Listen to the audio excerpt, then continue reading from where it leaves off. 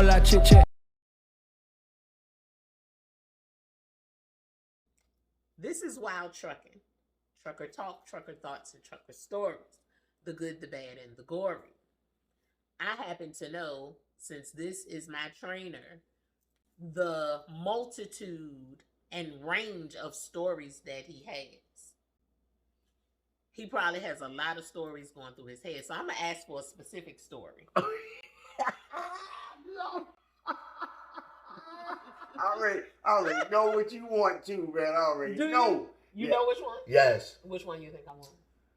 I just want to know if you're on point. You talking about the tired one? No. You can tell that one. Well, go ahead. Which one you talking about? He's talking about a friend of his, a driver, that was so tired that he was delusional. Listen, I'm not going to ask for that one. You know what story I want? Which one you want? Let me see. What was the tagline for it? I see lights.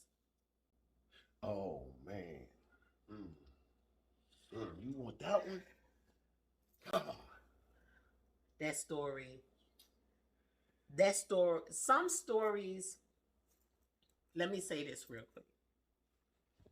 The short time I've been out here trucking, I met a lot of drivers. You know, I'm a sociable person. I must be approachable. I don't know, whatever. It's a gift too. People like to talk to me and tell me their innermost. And then they'll be like, I never told anybody that, you know.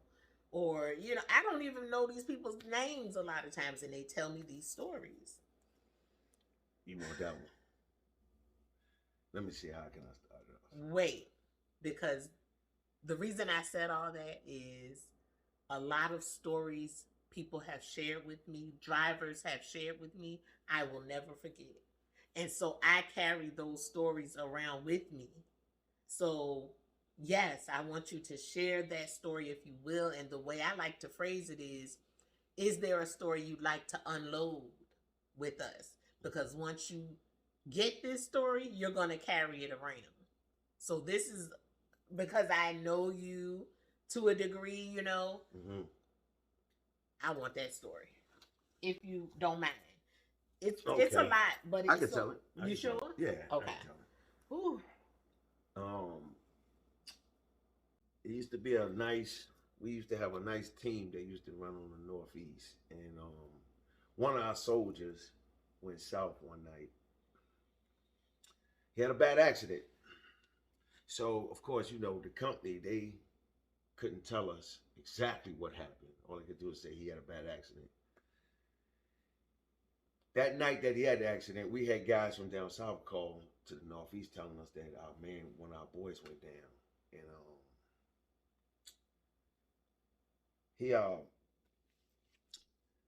we can never find out what happened for years. He just went MIA. We hadn't seen him. We hadn't talked to him. None of that. And this, mind you, it's like 13 guys.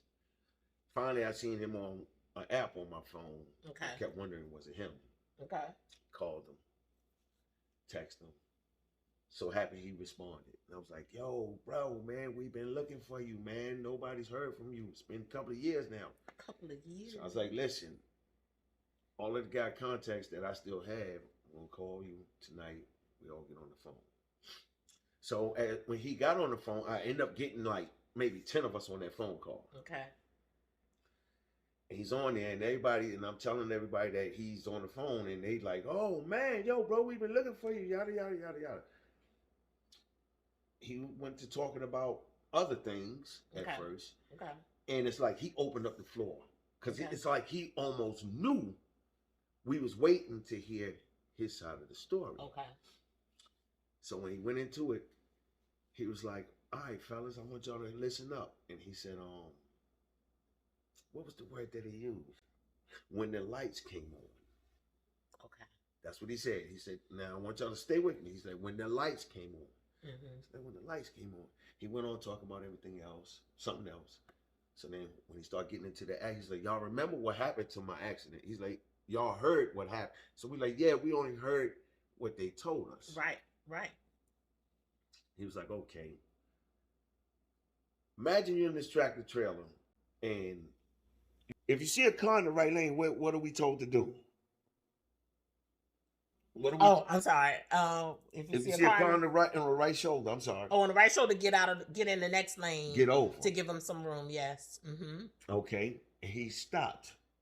He was like, so when the lights came on, then he went back into talking about what happened. Okay. He said it was a lady on the right shoulder. Okay. She pulled off the shoulder. He moves to the left lane. Mm-hmm. Lady never proceeded in the direction. She made a U-turn and came to him. The tail end of the trailer ended up hitting her car. He goes down in the median. Mm-hmm. Keeping that truck up. You kept it up. Mm-hmm. They're going to call a tow truck, maybe get you out of there. Don't get me wrong. You might smoke about 10, 15 cigarettes because it's going to shake the shit out you. But, you know, everything is good. Yeah. $500 tow charge to get you out. If you can drive, proceed. If you can't, shut it down. Mm-hmm. But he ended up trying to get back to that blacktop.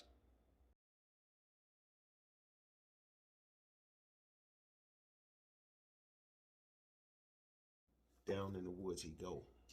And then he stopped with the story. He was like, but when the lights came on. So by now, all of the other 10 guys and myself, we on the phone like, man, what the hell is he talking about? Why he keep talking about when the lights came on? Mm-hmm. And he was like, y'all just hear me out. Mm-hmm. So now he has rolled his truck. Rolled the truck. In the woods. He go. Police, fire department, ambulance, all of them show up. They're looking for him. Mm-hmm. He rolled his trailer. And it took him from one side of the interstate to the other. Whole life been right about right now. Whole lot chit chat.